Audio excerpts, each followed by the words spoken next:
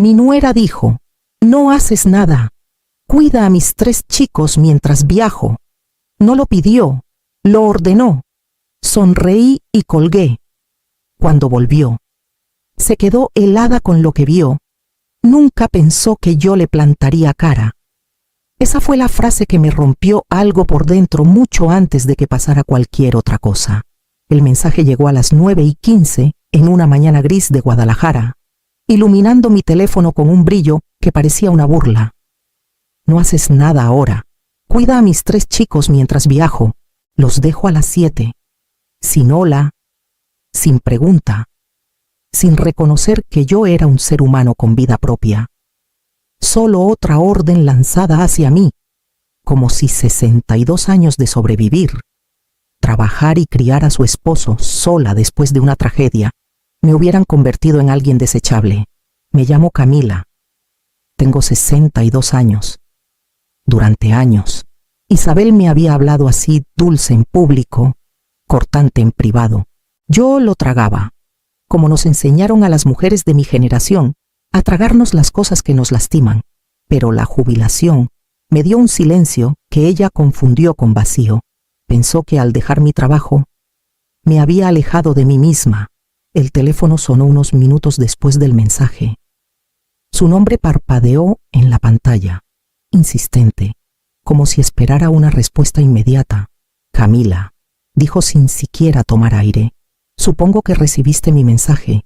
Necesito un descanso. Han estado imposibles últimamente. Y como no haces nada ya, puedes manejarlos». Levanté el teléfono de mi oreja y lo miré por un momento, como si fuera la primera vez que entendía realmente lo que pensaba de mí. Luego lo acerqué de nuevo y dije en voz baja: «Está bien, Isabel». Siguió hablando instrucciones, demandas, advertencias, pero ya no sentía la necesidad de obedecer. Presioné el botón rojo, sintiendo una calma que no había conocido en años. Fue el sonido más pequeño, ese clic, pero resonó. Por primera vez en años, no me sentí impotente, me sentí despierta, y para cuando Isabel dejó a esos niños en mi puerta a la mañana siguiente, ya sabía que algo había cambiado dentro de mí, dentro de esta familia, dentro de la historia que por fin empezaba. No respondí a Isabel de inmediato después de colgar. En cambio, me senté en la mesa de la cocina, mirando el espacio tranquilo que había contenido todas las versiones de mi esposa: madre, viuda, trabajadora, sobreviviente. De alguna manera, todo eso se había reducido en sus ojos a una sola frase pequeña: «No haces nada». Pero no siempre había sido alguien a quien la gente le hablaba así. Tenía 28 años cuando mi esposo, Antonio, murió en un accidente de construcción. Una llamada telefónica destrozó la vida que aún estábamos construyendo, y de repente estaba criando sola a un niño de 4 años en una ciudad que no se detenía por el duelo de nadie. Trabajé en 2 empleos turnos de día en una clínica, noches rellenando estantes, porque mi hijo, Miguel, necesitaba zapatos, almuerzos, libros, un futuro. Nunca le dejé ver lo cansada que estaba. Años después, cuando trajo a Isabel a casa por primera vez, ella me dio la mano con las 2 suyas. «Camila, he oído tanto de ti», dijo, sonriendo como si lo dijera en serio, pero sus ojos se deslizaron más allá de mi suéter desgastado, mis zapatos simples, la casa que mantenía lo mejor que podía. Sentí que la distancia empezaba ahí, educada, bonita, suave en los bordes, pero real. Creció de maneras pequeñas. En las cenas de cumpleaños, comentaba ligeramente a Miguel: «Tu mamá insiste en hacer las cosas a la antigua», mientras alababa sus propias contribuciones. En Navidad, reía levemente: «Eso es adorable». «Camila, ya les compramos mejores a los chicos, pero gracias», siempre dulce, siempre con una capa delgada. Miguel no lo notaba. Estaba orgulloso, ocupado, agradecido de ver a su esposa y a su madre llevándose bien, o fingiéndolo. Y yo también fingía, porque las madres hacemos eso. Nos doblamos, nos quedamos calladas. Intentamos no perturbar la paz que construyen nuestros hijos. No me di cuenta de cuánto me había doblado hasta que el mensaje de Isabel esa mañana me partió en dos de un solo golpe. La versión de mí a la que regresó no sería la que esperaba. Isabel llegó a la mañana siguiente exactamente a las 7, como si hubiera programado una entrega. No entró. Ni siquiera hizo contacto visual. Leonel, Paloma, Isaac vayan, dijo, señalando hacia mi puerta como si yo fuera un contenedor esperando y no su abuela. Los niños arrastraron sus maletas pasando sus piernas. Leonel, de 12, no levantó la vista de su teléfono. Paloma, de 10, tenía los brazos cruzados fuertemente sobre el pecho. Isaac, de 7, se quedó atrás como una sombra tratando de no existir. Isabel se inclinó. Su tono agudo pero sonriente trata de no confundirlos con tus ideas anticuadas. Camila, yo prefiero que las cosas se hagan de cierta manera y necesito mantener la casa en calma. Luego se fue. La puerta se cerró, dejándome con 3 pequeños extraños que llevaban la voz de su madre sin siquiera saberlo. Leonel pasó primero rozándome. ¿Dónde está el Wi-Fi?, murmuró. En la cocina, pero no esperó el resto. Paloma arrugó la nariz. Mamá dijo que tu casa huele raro, como a cosas viejas. Miró alrededor. ¿Acaso limpias limpio todos los días?, dije suavemente. Se encogió de hombros. Mamá dice que la gente que ya no trabaja se pone floja. Mi pecho se apretó, pero mantuve el tono firme. Bueno, verán cómo funcionan las cosas aquí. Isaac se quedó atrás, aferrando la correa de su mochila. No habló hasta que los otros estuvieron fuera de vista. «Vas a gritar», susurró. Me arrodillé para estar a su nivel. «No, cariño, yo no grito. Mamá dice que gritas todo el tiempo». «No lo hago», dije en voz baja. Parecía confundido, como si 2 mundos se hubieran contradicho de repente y no supiera cuál creer. En la sala, Leonel tiró su maleta al piso. «Este lugar es chiquito», dijo. «Mamá dice que es vergonzoso que nos haya traído aquí». Paloma intervino. «Dijo que no sabes manejar niños». Me quedé en la puerta, dejando que sus palabras se asentaran. No intentaban herirme. Repetían lo que les habían sembrado. Ese fue el momento en que entendí antes de enseñarles algo a estos niños. Tenía que desenseñarles lo que les habían enseñado. Y el trabajo, de verdad, apenas empezaba. A media mañana, la casa parecía tomada por 3 pequeñas tormentas. Leonel se extendió en el sofá con su teléfono. Paloma pisoteaba de habitación en habitación, inspeccionando todo lo que podía criticar. E Isaac rondaba cerca de la puerta como listo para huir. Di una palmada ligera. «Bien, el desayuno. Ya comimos», dijo Leonel sin levantar la vista. «No, no comimos», añadió Paloma.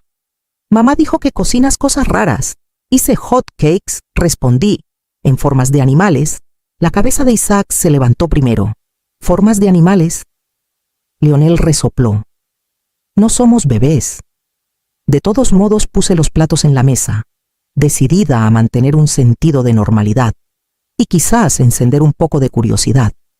«No tienen que comer, pero los teléfonos se quedan aquí hasta después del desayuno». La mandíbula de Leonel se tensó. «Eso no es justo. Es la regla en mi casa». «Es tonto», espetó Paloma. «Tal vez, pero sigue siendo la regla». Se resistieron, por supuesto. Quejidos, ojos en blanco, suspiros dramáticos, pero lentamente, casi con sospecha, vinieron a la mesa. Isaac se sentó primero, rozando con los dedos el hot cake en forma de oso. Paloma pinchó el suyo. «Esto se ve bien, supongo». Leonel murmuró. «Está bien», como si las palabras le dolieran. Después del desayuno, repartí tareas pequeñas. «Leonel, tú enjuagas los platos. Paloma, limpias la mesa. Isaac, recoges las servilletas». «No vamos a hacer quehaceres», dijo Leonel. «Sí lo harán mientras estén aquí. Paloma bufó. Mamá dice que los quehaceres son una pérdida de tiempo. No, respondí en voz baja. Los quehaceres nos enseñan a cuidar lo que nos cuida. Se movieron despacio al principio, esperando que yo regañara o gritara. No lo hice.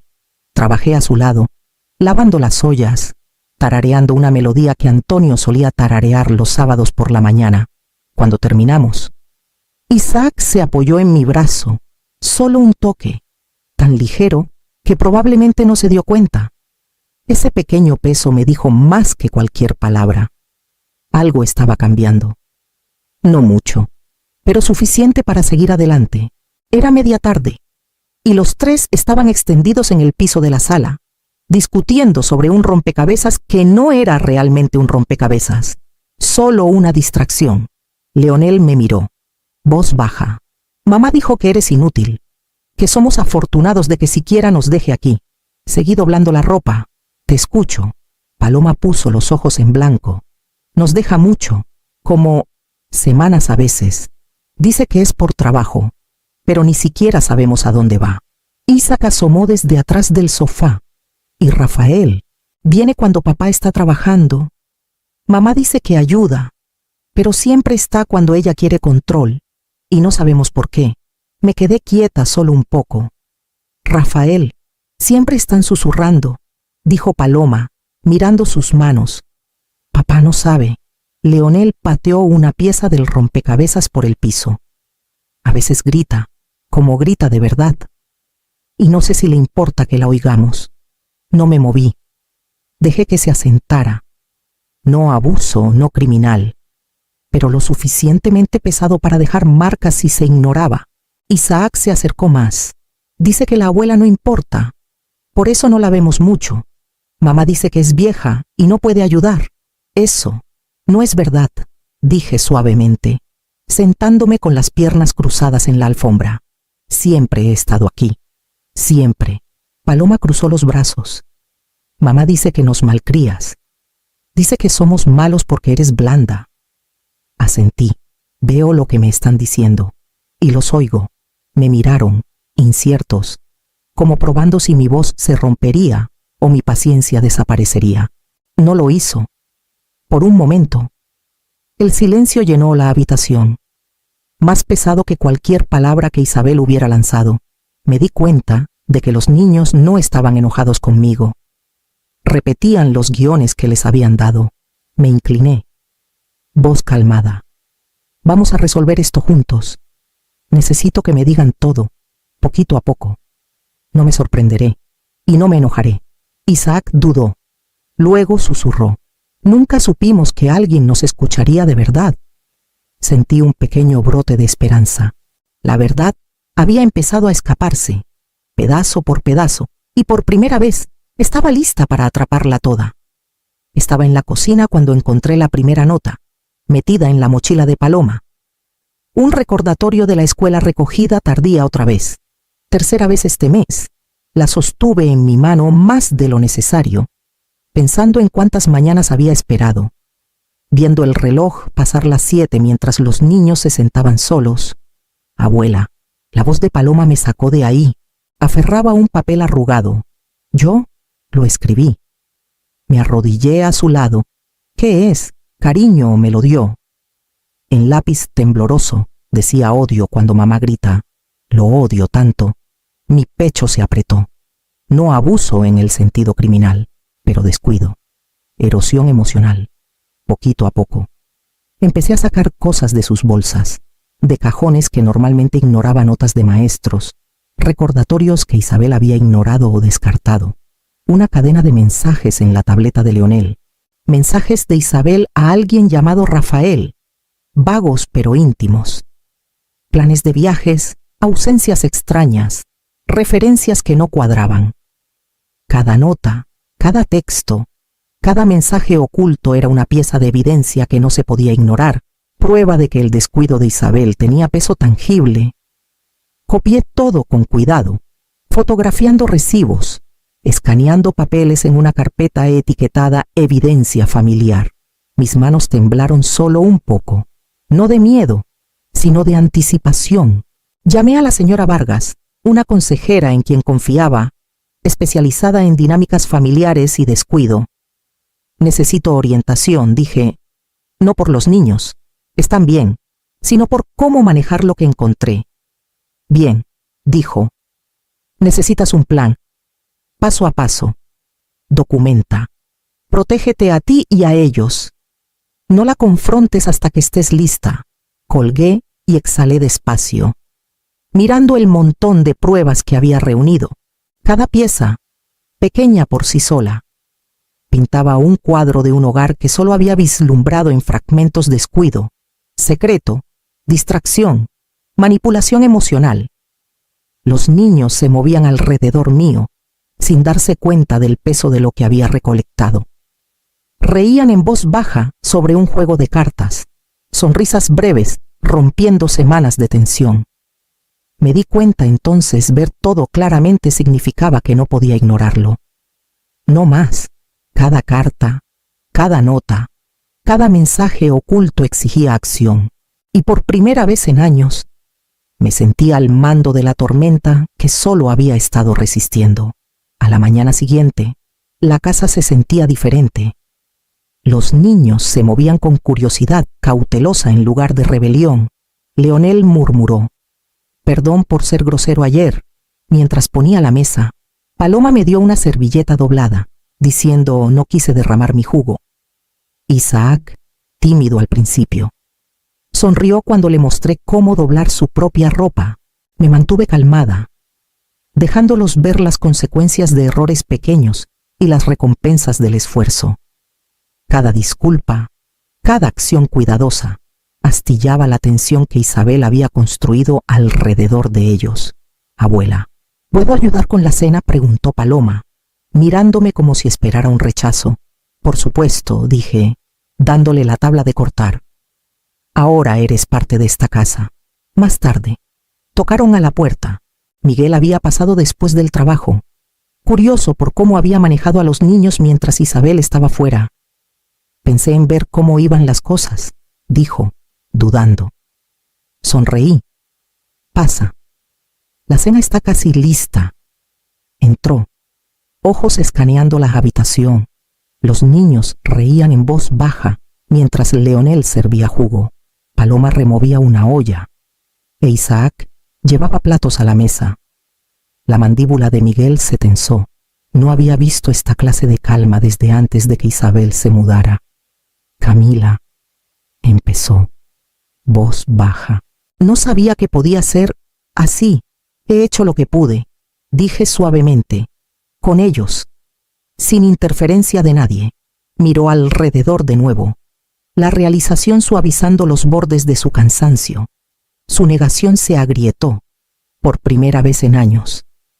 La verdad se asentó en la habitación con nosotros. No gritó ni vociferó. Simplemente existió quieta, innegable. Y en ese silencio, entendí que la sanación podía ocurrir incluso cuando la persona que causó la fractura aún estaba ausente. Los mensajes de Isabel llegaron en ráfagas durante los días siguientes. Fotos de playas, cócteles y su sonrisa brillante con un hombre al que llamaba Rafael. Nada de eso era sobre trabajo, ni una sola conferencia o seminario. Leonel miró mi teléfono. «Mamá, se está divirtiendo». Asentí despacio. «Sí, eso parece». Más tarde, tocaron a la puerta. Miguel había pasado después del trabajo, curioso por cómo había manejado a los niños mientras Isabel estaba fuera. «No», dije suavemente, «lo descubrirá a su tiempo. Por ahora. Concéntrense en sus rutinas». Extendí papeles por la mesa de la cocina, notas escolares, capturas de mensajes, observaciones garabateadas de los niños, cada detalle que Isabel había dejado atrás, cada pista que había intentado esconder, estaba al descubierto. Los organicé con cuidado, etiquetando carpetas, fotografiando notas, haciendo un plan. Miguel pasó sin avisar. Se apoyó en la puerta, viendo a los niños poner la mesa para el almuerzo. «Camila, esta calma. No pensé que fuera posible.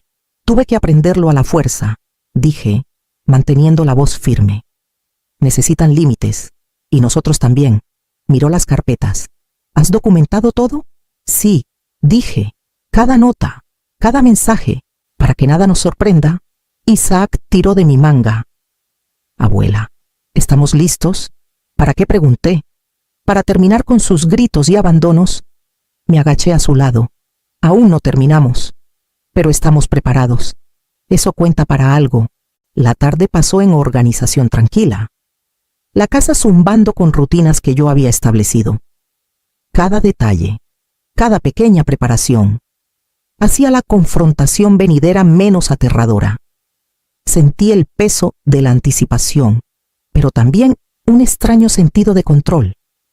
Cuando la última luz se desvaneció afuera, me recosté y respiré. Isabel volvería pronto. Y por primera vez en años, no tenía miedo. El auto de Isabel se detuvo al mediodía, justo cuando el reloj marcaba hacia su drama esperado. Entró confiada, tacones chasqueando por el piso de madera como una jueza entrando a su propio tribunal. La casa estaba en calma. Leonel, Paloma e Isaac estaban extendidos en la sala, riendo sobre un juego de mesa, lápices y papeles esparcidos pero ordenados, sin caos, sin destrucción. Isabel se quedó helada. Su boca se abrió una vez, luego se cerró. Miró de los niños a mí, luego a Miguel de pie detrás de mí. Su postura era firme, ojos fijos. Hola, dije, voz ligera, casi casual. El almuerzo está listo. La sonrisa de Isabel vaciló. Camila, ¿qué? ¿Qué pasa aquí? Solo un día normal, respondí. Hemos mantenido las cosas tranquilas mientras estabas fuera. Se acercó, escaneando la mesa de la cocina. Carpetas y tabletas yacían en pilas ordenadas, capturas, notas, reportes escolares, cada pieza de evidencia que había reunido en silencio. Su respiración se entrecortó. ¿Qué? ¿Qué es todo esto, documentación? Dije calmadamente. Para que todos sepamos la verdad, Leonel levantó la vista. Abuela puso reglas, las seguimos, sin teléfonos hasta las comidas, quehaceres hechos, y estamos contentos. Paloma añadió. Mamá, está bien, estamos bien.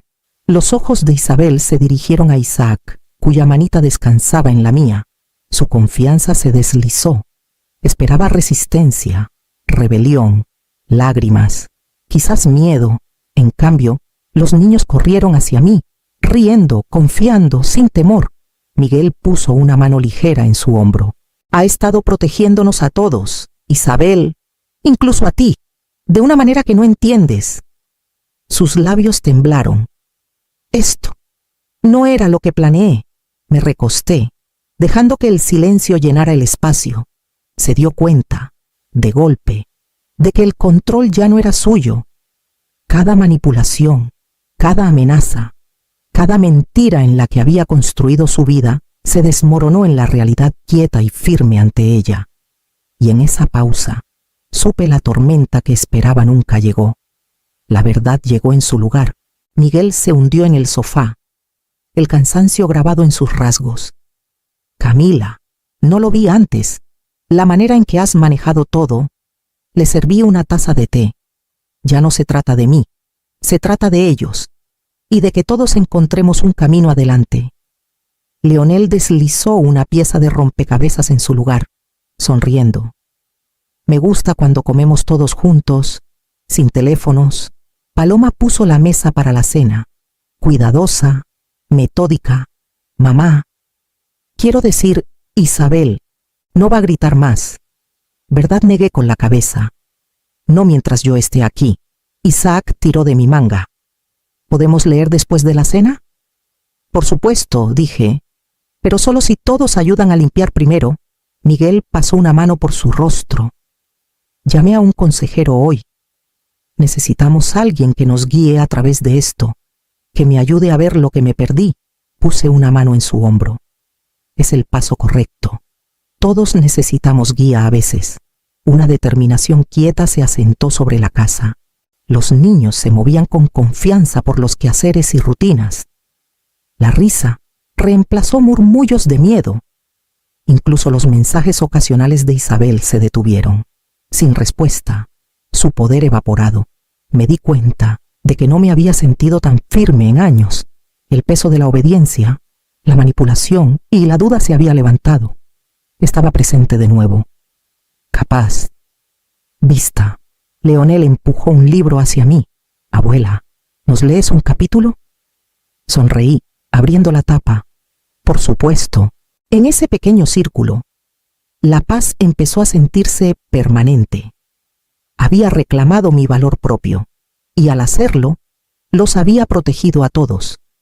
Protegerte a ti misma es el primer paso para proteger a los que amas. Me encantaría oír cómo encontraste tu fuerza. Comparte tu historia en los comentarios abajo. Y hablemos de la fuerza que encontramos cuando nos plantamos firmes.